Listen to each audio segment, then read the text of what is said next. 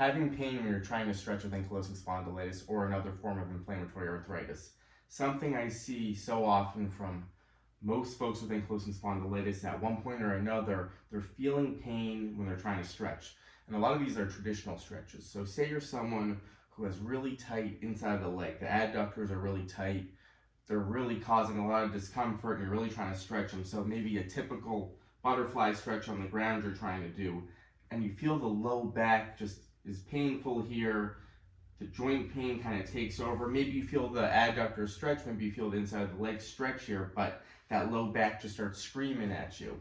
Now, the one question I ask is, first, if we adapt the stretch, if we maybe ease off it a little bit, lean back, where you just feel the inside of the legs and not the low back, is that better for you, or do we need to look elsewhere? Should we stretch the body in a different way, maybe come back to it? But I like to try some different techniques, especially if you feel low back pain. If you try to adapt it and it's just not feeling right, you're not able to stretch the inside of the legs, you're feeling the low back. Another example, maybe a hamstring stretch seated just doesn't feel right on the low back, and it's causing more aggravation than good. You can't really progress it. This is where I've adapted my own stretching routine to say, I want minimal pain. Sometimes it's inevitable because maybe we're a little more stiff and tight that day, but we do not want pain when we stretch. It can cause more harm than good, and we can't really progress our stretching routine if we have any pain in any area. So, going back to the inside of the leg, I like to think about, let's find the safest position for you, the most joint-friendly position to first think about stretching that area. So one thing I like to think about is, in a quadruped position, I outstretch the leg, my foot is into the ground just on the side of the foot. You can also put your whole foot down. I like doing just the inside of the foot, about hip level here. You can bring this leg back a little bit if it's really tight, but this is a great way just to stretch that inside of the leg. Low back feels fine here. So this is another great way to find a stretch that works for you. I like to rock back and forth, but you can also hold a stretch here, mild range of motion. And you can see here when we break it down side by side, one side might be a lot tighter than the other. So on that tighter side, you can adapt it, go with smaller range of motion, just sinking the hips back, just looking for the inside of the leg. So I think this is where it's important to find techniques for each area of the body to stretch before maybe some of these bigger movements are causing pain. Try to break it down area by area. So another one I showed was that hamstring stretch where the low back was also causing me pain. I couldn't really feel a good mild stretch at first. So what I like to do, individualize it. So we individualize it so we're just stretching the hamstrings on the ground here. A little tension pulled in on the leg, extending through to feel just the back of the leg here.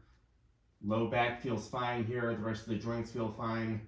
If the knee starts to bother you, reduce the range of motion. And here I'm just working repetitions. You could also hold that hamstring stretch, say 30 to 60 seconds. But if you're newer to stretching, you can work this mild range of motion. And so you can really tailor this to you. Both sides might be different. If this side's tighter, smaller range of motion. So these two stretching variations, we can dictate a little more how much stretch there is on the body compared to those bigger stretches. Now the question is this: if we concentrate, we individualize it, maybe then I go back to my stretch here, and maybe it's a little easier on the low back. So sometimes we try adapting the stretch, we try different things, maybe we can go back to it once we're a little looser, and maybe now this traditional stretch feels better. For me, I've had to use a lot of different techniques, warm up a little more, go back to it, try to find the best way to do it, but also maybe you're someone where the low back is just really tight, and that's where let's look into some low back stretches that can help you get into some of these bigger movements. So something like the child's pose.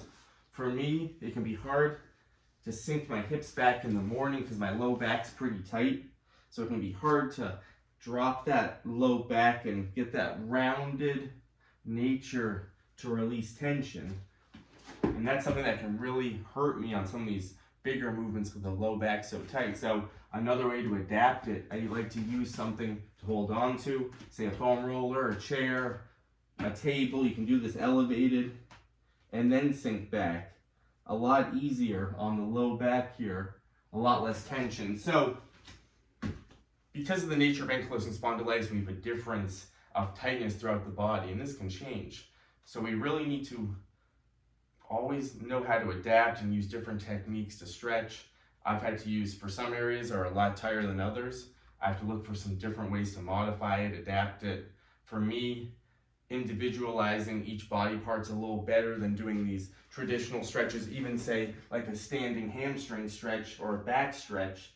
You know, for me, I do work this and I have some pretty good range here, but it's pretty uncomfortable on the low back. So for me, I have to make sure I'm adapting each area. And for this, maybe I'm working more of a lower range of motion at first, and then I can kind of open this up and then get a little more length. But for me, sometimes these bigger movements, too much tension on the low back, too much pain, and it sets me back. So I find ways to do it pain-free, and that's where we can adapt this. So in terms of stretching, sometimes tight muscles can also be underactive muscles, weak muscles. This is where strength is so important.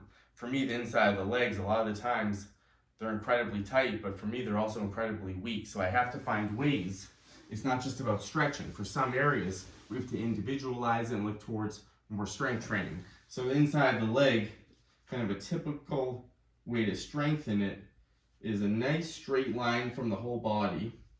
One foot comes over to anchor. We're working this inside leg and I'm just lifting it straight up.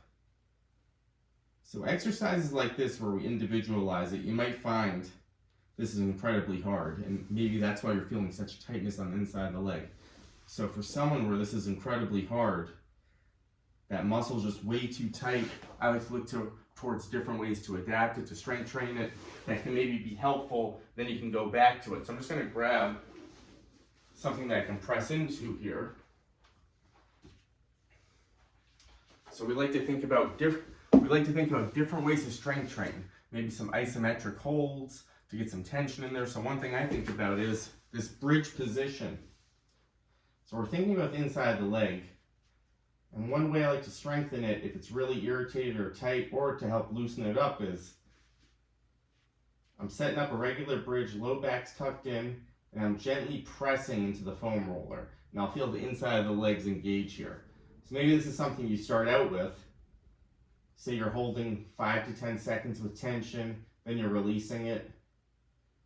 So this could be an exercise for you to get started to strength train the inside of the legs. And once you progress this, maybe you're working a bridge pressed in to the foam roller, where you're finding that you're feeling that inside of the leg a little more. So maybe you start with a little more isometric hold, pressing in, then you work the bridge, and then over time, maybe you can go back to a little more focused inside the leg, adductor raise, and maybe this then feels easier.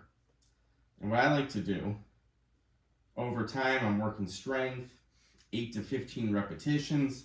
Maybe that's getting easier over time. I can add a little weight, and then we can start checking in on some of these areas. So then I go back to that stretch, and maybe it's a lot looser now because maybe it was a little underactive, weak. Maybe the issue wasn't just tightness, but we had a little bit of weakness in there. So this is where stretching and strength training, important for the whole body. We talked about today the hamstring and the inside of the legs can get incredibly tight, incredibly weak. That's where we want to find ways to strengthen them. But again, we have so many options. Isometric holds, we can use some bands, we can use different forms of resistance, we can use some different individualized ways to strength train it, maybe some machines at the gym. But the key to today is find the method for each body part. For the whole body, we want strength everywhere, but find the method that's the most joint-friendly way for you. And sometimes, like I started today, this butterfly stretch, for some, maybe this isn't a stretch for them, but for a lot of us, maybe we just need to adapt it, because sitting like this can be important. Sitting cross-legged can be important. A lot of people with AS have a hard time sitting, have a hard time crossing the leg over. So it is something we want to work on to see if we can improve it.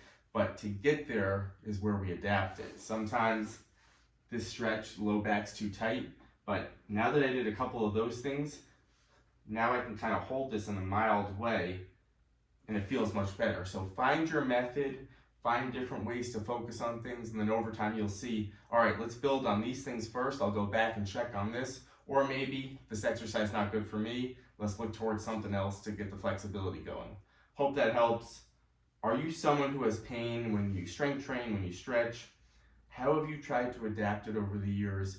My key as a personal trainer with ankylosing spondylitis, and I've worked with obviously a ton of people around the globe with this.